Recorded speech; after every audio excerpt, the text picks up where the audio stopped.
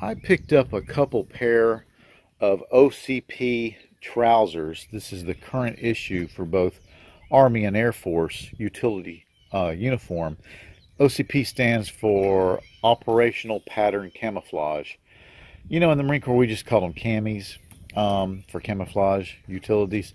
But the Army and the Air Force, they love, especially the Air Force, they love acronyming anything they can. I mean, they would look at the ground and say, that's DIRT. So, I mean, they love that.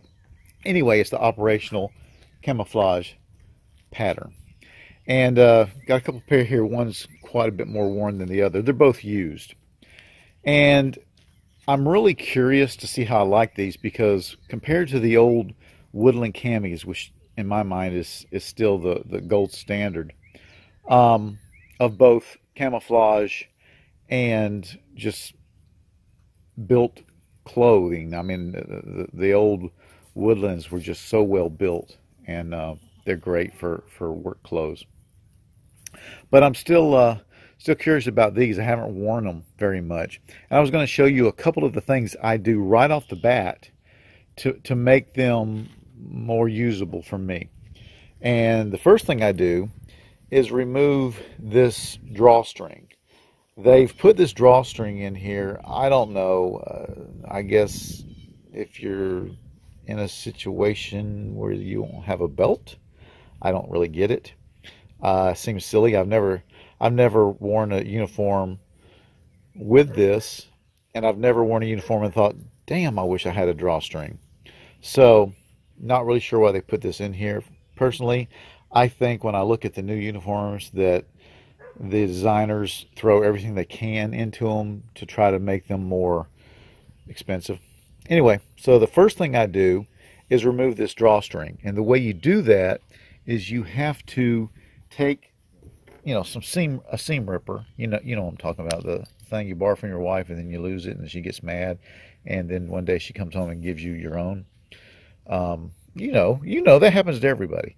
But anyway, take you a seam ripper and rip that little seam right there, because if you feel in here, that is where this rope or cord or flat string is secured. And once you get that totally off, and that's a really good, don't accidentally cut anything you need.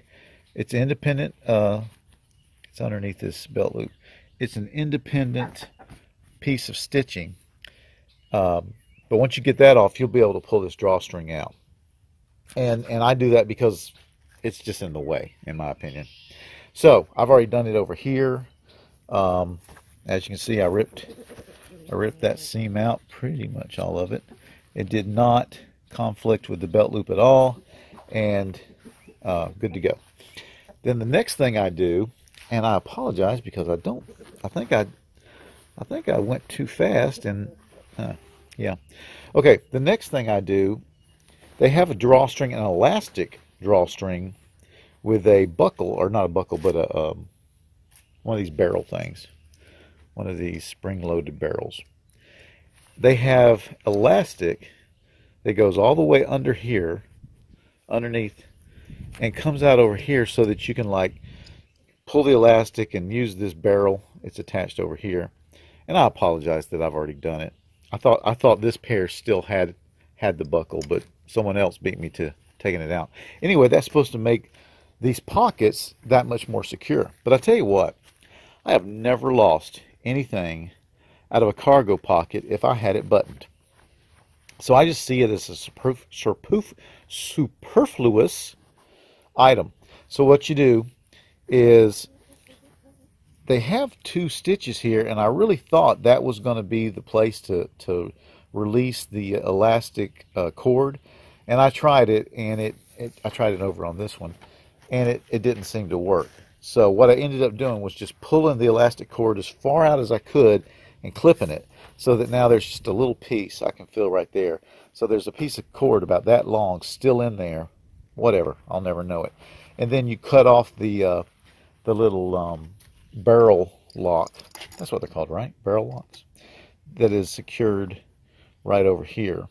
And so what you end up with is some cool little doodads. You end up with couple barrel locks. There's one still with the elastic cord, and you end up with some nice string, and you end up with a cat getting into your video because Birdie loves to be involved, right? Then the last thing I do is I remove the drawstrings down here around the foot. Now this is controversial because some of you folks, especially if you were ever in the Army, you think those things are pretty important. Now, the first thing they did in boot camp when they issued us our first set of camis is had us cut these strings off. And here's the strings I'm talking about. They run all the way through this hem, and they're made to be pulled tight and tied so that you can blouse your boots. But the Marine Corps does not use these things. The Marine Corps uses boot blouses, which is a green elastic or brown elastic, depending on which kind you buy. I'll show you one. So these are boot bands. This is what I was talking about that the Marine Corps uses, and I think they're much superior to this kind of stuff. If you do want to blouse your boots or whatever, get some of these guys. They're wonderful. These things, it's just a point of pride for the Marine Corps. You get rid of these things, right, Birdie? Birdie knows. So I don't want them on there. They get in my way. I cut them off. If I need to blouse my boots, I will use some real boot bands. So as I said, those are the items that I remove, the things that I do when I'm prepping some military issue trousers to become work pants for myself. I am excited about one thing with these OCPs is they have the ability to accept knee pads, and I'm getting older and my knees can really hurt. So there's a Velcro place here. There it is, and you can slide a piece of pad up there. They sell them, or you can make your own out of one of those foam mats that they sell for sleeping on. You can get them cheap at Walmart in the camping section, and you can make your own, or you can buy them. They make some really good ones that are articulated and everything like that. And I will probably get a pair and put in here. I've got a pair of just work pants that have that feature, and it really can come in handy. So I just wanted to share with you. I've always felt that the utility uniform, regardless of which one you go with, makes a great work uniform for around the house, or if you work outside in your job. I'll be honest with you, I don't own a pair of jeans anymore. I haven't worn jeans in years. I just find these to be much more comfortable and much more utilitarian. I love having the pocket options, and I'm just convinced that this kind of pants, military style pants with all the pockets, is the best kind of work uniform you can have. And you can buy these things in plain green or black or what have you, but they're very expensive. You're buying them from commercial companies. The best way is just to buy them at a surplus store or online from surplus stores, and you can usually find them used in used condition for anywhere from $8 on up. New, they're going to cost you a good bit, but that makes sense because these are the current issue. If you are looking at getting some camouflage utilities or some utility clothing for work, and the camouflage pattern is not important to you, I suggest that you look for the old Air Force and the old Army pattern, which was that sage, nasty crap. Because even though it's a terrible camouflage, it's still built wonderfully, and I have some of those, and they're wonderful work clothes. And if you just hate the camouflage pattern so bad, like I do, you can always dye them like I've done and get a halfway decent camouflage look out of them. But I mostly wear them working here at the house for their sturdiness and their versatility, and I think they're a great work uniform. Hey, thanks for watching.